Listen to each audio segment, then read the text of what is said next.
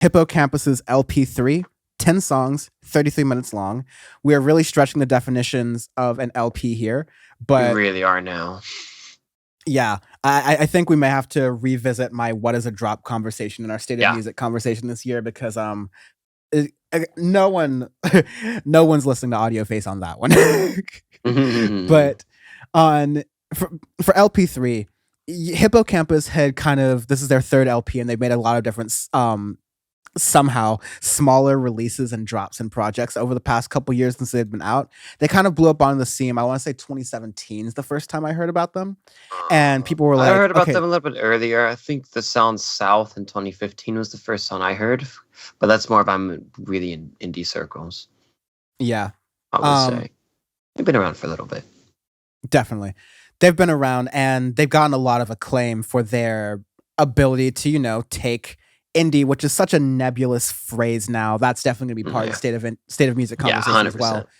But they've been able to take indie and bend it in a number of different ways, make a lot of interesting sounds, push that music into interesting places for themselves and really grasp that genre on their own. LP3 is their next effort into that. And it was a nice ride. It's a nice 30-minute little, piece of music project. There's certain parts of it, especially in the middle, where I thought it was going to lose me. But overall, around the end, it came together for me. And I came away from the project positively, although maybe not like wowed and amazed. 100% agree. So Hippocampus, like their sound kind of before, right? You have Landmark in 17, which is a pretty big like indie record, like that solid, mid 2010s, late 2010s indie sound, which we've, a lot of people have come to like. For me, it really, estates the college years. So it's a sound I like. You have, Way It Goes, South. You have Western Kids, a bunch of songs that are like pretty good from them before, and within that, their last record, which was Bambi, which came out in 2018, I thought was okay, but nothing really hit from there. Then they had some like demos and other things that they released, but this is their real most recent project. And within there, I think it's a step in the right direction. A lot of these indie bands, whatnot, they can kind of get stuck in a specific sound, and it's really hard for them to move on over. You have your exceptions, like Dive. I think is a prime example of someone who has always evolved their sound. I think with LP3 Hippocampus, they're slowly starting to evolve their sound. Instead of getting stuck into one thing of the late 2010s, they're now trying to push it forward and see kind of where they're belonging in this kind of circle of indie folks. Like where exactly do they want to be? Where do they want to be eventually? So there are some things I think that hit in here. I think there's some things that I really did not like, but I commend them for trying. Example, Too Young to Die, the opening track, I absolutely hate it. I thought it was like I listened to like the opening track. I don't like it. I hate the drums. The way it's produced. I just don't like the industrial sound that they tried to do on that track. They don't make it that well. Like some folks can make industrial sound great, but that is not the way to do it. But then after that, you have Blue Hits, Ashtray, Bane. Those are fantastic. I think those are actually pretty good tracks. They grew on me at first when I listened to it. I just didn't really like it. But I think, you get to Ashtray, Bane. Those are tracks that I actually thoroughly enjoy. And that's to me was like, okay, cool. They're expanding onto their sound. They're adding more pop elements into it and a little bit more electronic influences, industrial influences, and other things that they've had, But within there, those things are starting to stick a little bit more. And then towards the middle and end of the album, you definitely get a bit better. And which is interesting with some of these albums this year, even though 2022 is still relatively early, we're getting albums where the ending, like the last couple songs, are starting to be pretty good.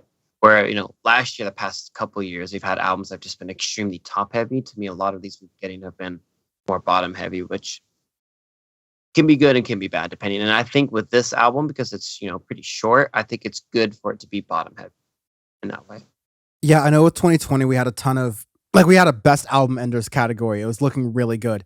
And then we did the 2020, yeah, like you said, in 2021, the albums seemed like, top heavy, bottom heavy albums. Top heavy. I think when you start this album, Too Young to Die is maybe a little bit too little. Like, there's trying to do that, like, glitch synth Yeah. pop thing at the end that sometimes even the 1975 does, but I think they executed a lot better. Whereas this just seems Yeah. kind of like muddled and messy. Bluets was almost like too much. It's going like way too fast and saying at you. Bang Bang, I felt like was that nice balance right there Yeah. in the middle between them. And yeah, you go through the middle of the album where it started to lose me, I felt was Ride or Die Scorpio, even Ride or Die, I Listerine. like. I thought the songs But- were okay, but I felt like there's almost the second album identity crisis that usually bands get. I almost feel a little bit in here because you're trying a lot of things, I can and see true, you that. have 33 minutes, and so you don't have a lot of time to try a lot of different things. Could just made a longer album, but I think I feel like they're, even though you have indie, you have so many different. It's such a broad genre. You have so many different things you can pull from. At a certain point, especially when you have your LP3, there should be a little more cohesion that I'm not getting from this record. It feels like, yeah, 100%. It feels like by the song 5, 6, or 7, I shouldn't be going, oh, look at these sounds that are going all over the place. I should feel like, oh, I'm in the midst of this album. This album has a memorable feeling. I feel what it's like to be in this album. Yep. And songs 5, 6, or 7, maybe they're not the most memorable, but they make me feel like I'm in this album because of it.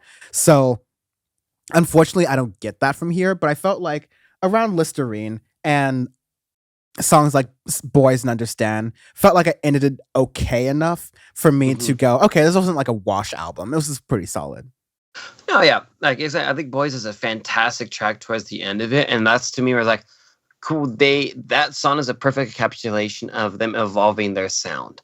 It still like stays true to themselves as artists, stays true to them as, oh hey, like we come from that style of indie in the mid-20 late 2010s, but this is what that sounds modernized. It's still, you can still make stuff like that. I mean, example, you got B2B, Phoebe Bridgers, a couple of the women indie artists who are, pushing their ones further forward. And with that gave me hope with them. Like, okay, cool, they're starting to figure it out. But this album is just one of those albums where it's, it might take a little bit for me to get into it, maybe even a year or 2 years to really appreciate it for what it is. But it's a step in the right direction for them, and I commend them for trying something different. And I hope that they take this as like, okay, hey, some of these things just didn't mix, but some of these things are fantastic, and let's now choose those things and now move forward with them and try to, encapsulate those and take that to the next level, which I think they can do.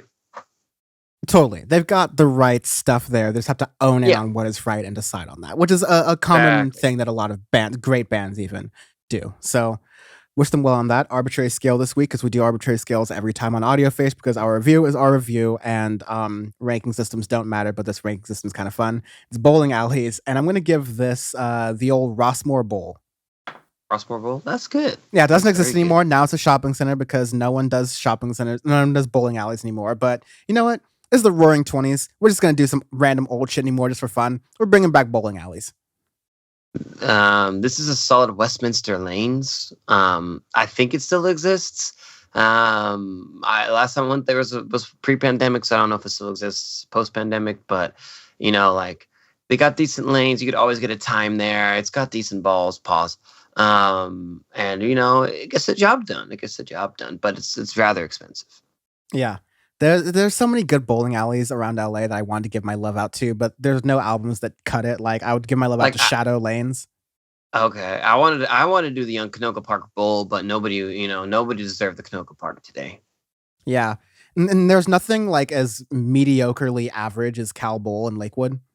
It's just like nothing. Just like if we had reviewed Gunna, that would have been Cal Bowl.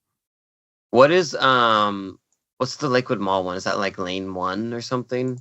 Oh, Round 1. Oh, that's Round a 1. chain. That's a chain. That's a chain. Oh shit! I didn't realize it's chain. That's Future. Hilarious.